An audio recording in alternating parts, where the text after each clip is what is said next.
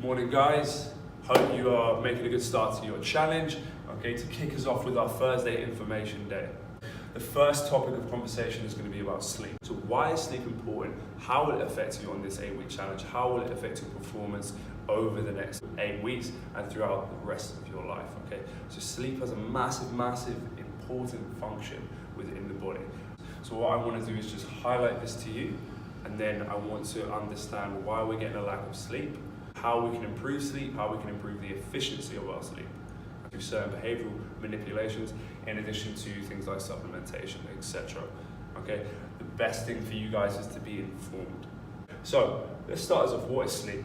So sleep is a process of inactivity within the nervous system. This inactivity also spans off to consciousness. Okay, so we essentially shut down. What is bad sleep? Okay, so bad sleep is actually categorized by 3 common factors or 3 denominating factors.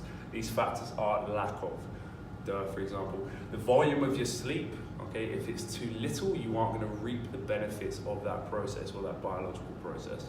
Okay, 2, if sleep is too long. Ironically, when sleep is too long, it can actually cause negative effects and it can actually be disadvantageous for us. 3, broken or inconsistent sleep. By inconsistent, I mean periods of consciousness and unconsciousness. So if you're dipping in and out of sleep throughout the night, you're not actually getting that full efficiency or full quality of sleep. The deeper you sleep, the better the sleep. Sleep actually has certain rhythms. Okay, these are known as circadian rhythms. We have different ones, for example, REM sleep, delta waves, etc. I'm not going to bore you with the details of that. Okay, let's talk about the recommended hours of sleep. Okay, before this comes as a bit of shock, recommended values are 7 to 9.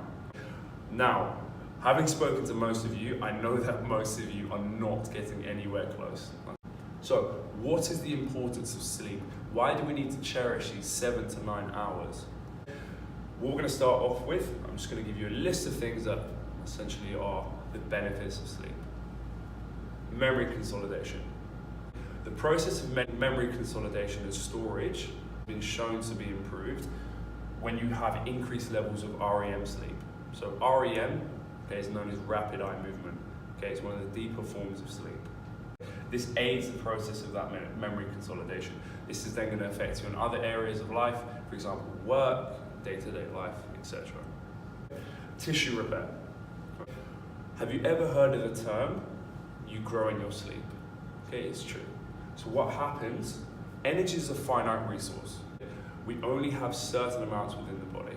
So if we utilize a lot of our energy on consciousness, okay, we can't actually put it into certain areas that will be more beneficial.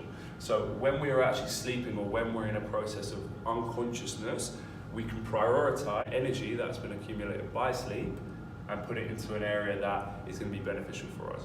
So when you're constantly stimulating your body, for example, doing the 8-week challenge, doing the F45 sessions, gym sessions, okay, your body needs adequate rest in order to repair what you have just done. It has a really wide span effect. Okay, performance actually increases, or aerobic capacity actually improved or increased quite significantly. So especially when you're doing these cardio sessions, especially when you're doing the weight sessions as well, you need your performance to be at an all-time high. Okay, we're competing here, red versus blue. Yeah? It's prevention of obesity. So it's actually been shown that sleep, or the prevalence or the amount of sleep, can actually affect obesity levels, or the regulation or metabolization of fat. It's actually been shown those with a more consistent sleeping pattern are often in better shape or fitter.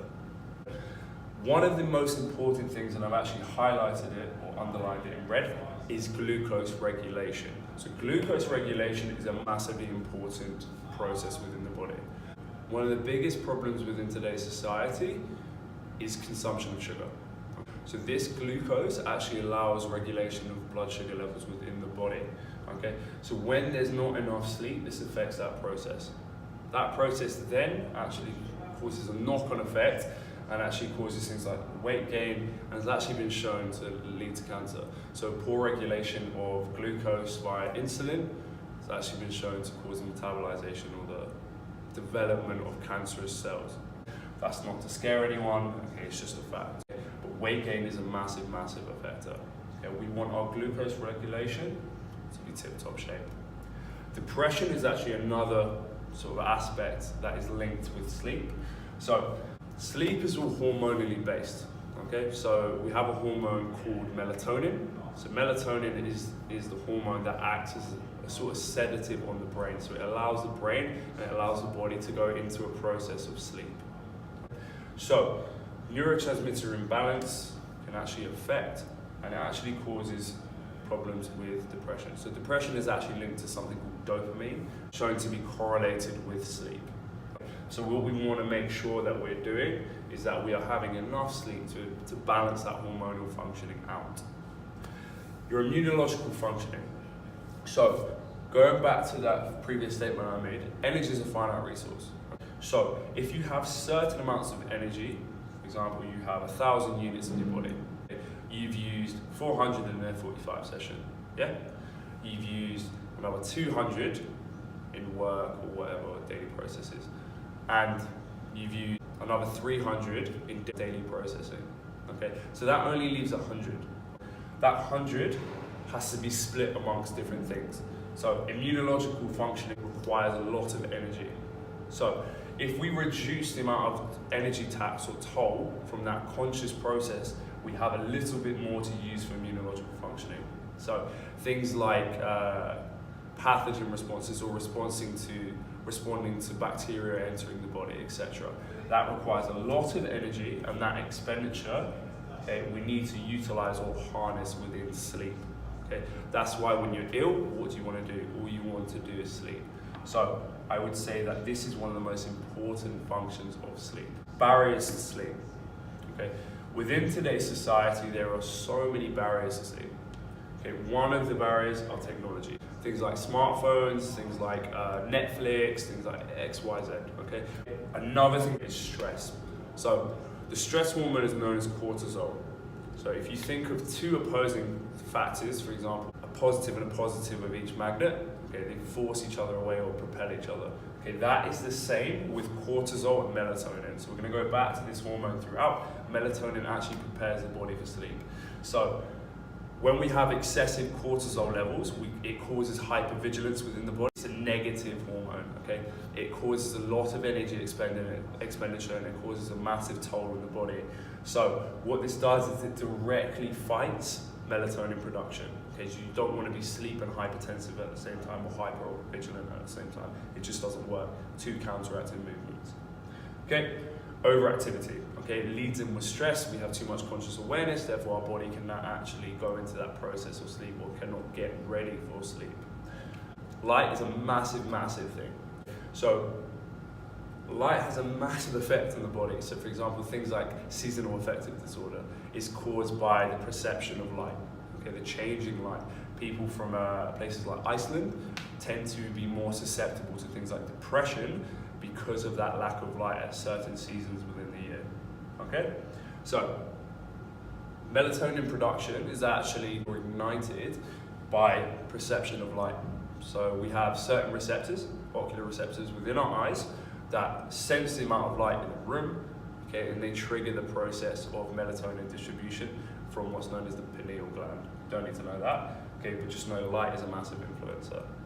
Don't worry guys, it's not all doom and gloom. That's why I've actually drawn a giraffe here. It's a little fun fact for you guys. Giraffes only sleep 1 hour per 24-hour cycle. Okay, they're still able to maintain full efficiency within their functioning, within themselves. Okay, as you can see, red team here. So, how do giraffes do it? What do they do to maximize sleep efficiency within that hour period? So what I'm actually going to do is give you solutions if you can't actually get that recommended value. I understand that people work, I understand people have other priorities that they need to look into.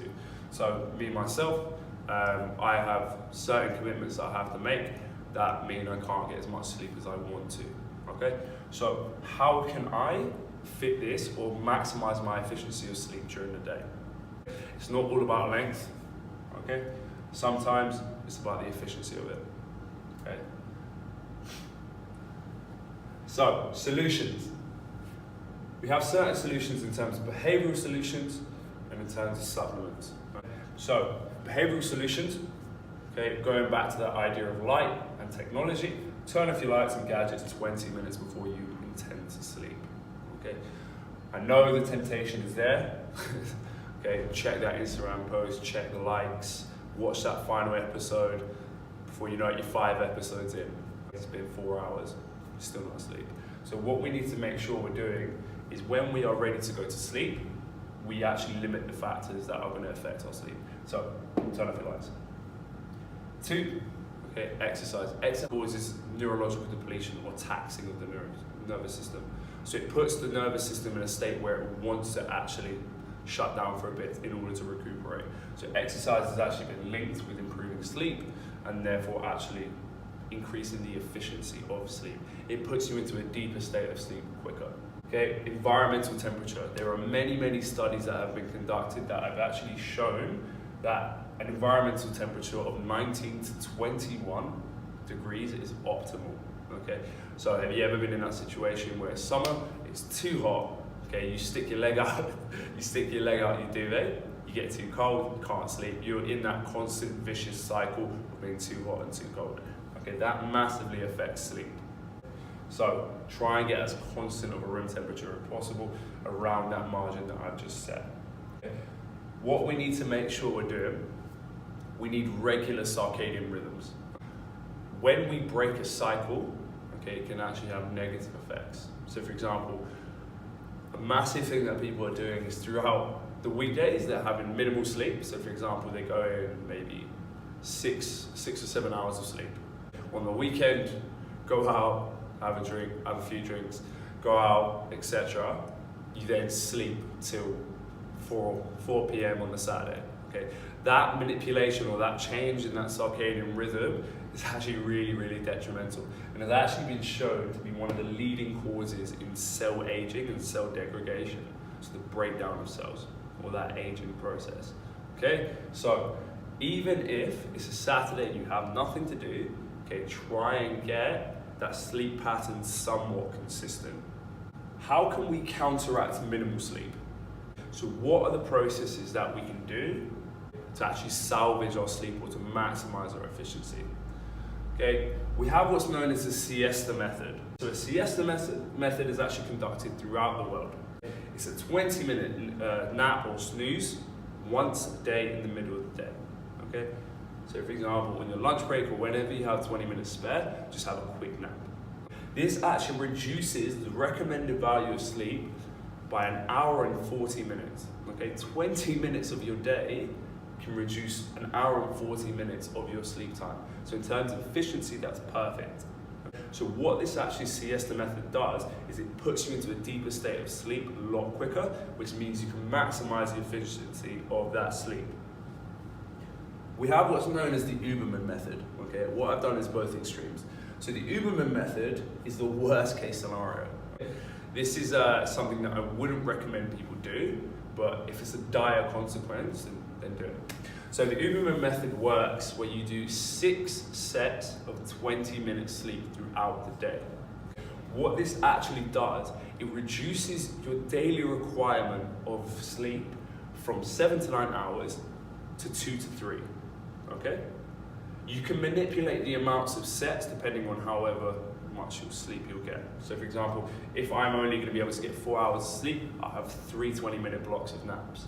So this can change, this can fluctuate, okay? 20 minutes has just been shown to be a good figure, all right? So, but again, with the Uberman method, I just suggest worst case scenario. Okay, let's quickly talk about supplements. So, what I always think with supplements, if you don't need to use them, don't. Okay, there are supplements that are not naturally produced in the body and that you need to get through consumption. By all means, have them.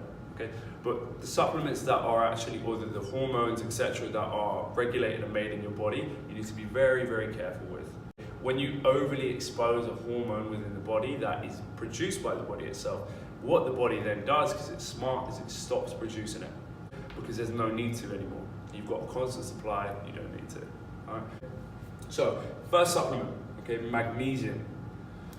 Okay, magnesium has actually been shown to be deficient in 60% of the population.